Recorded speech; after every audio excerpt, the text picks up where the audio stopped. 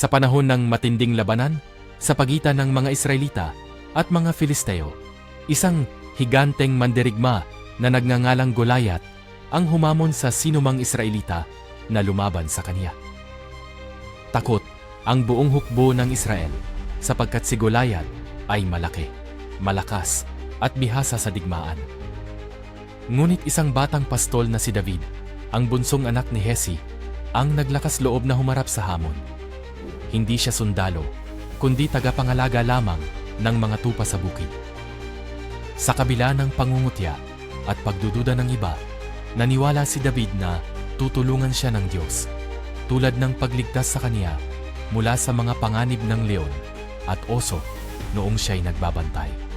Tinanggihan niya ang baluti at espada na inalok sa kaniya at sa halip ay kumuha lamang ng 5 makinis na bato mula sa ilog at ang kaniyang tirador. Sa harap ni Goliath, buong tapang niyang sinabi na ang tunay na lakas ay nagmumula sa Diyos at hindi sa mga sandata o laki ng katawan. Pinatakbo niya ang tirador at tinamaan si Goliath sa noo, dahilan upang bumagsak ang higante ng walang malay. Agad na nilapitan ni David si Goliath, kinuha ang espada ng higante at pinatay siya. Nanalo si David hindi dahil sa lakas o sandata, kundi dahil sa matibay na pananampalataya at pagtitiwala sa Diyos.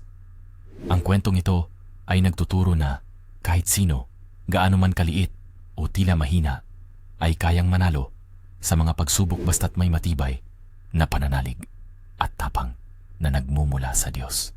Ito ay paalala na ang tunay na lakas ay hindi nasusukat sa panlabas na anyo, kundi sa puso at pananampalataya.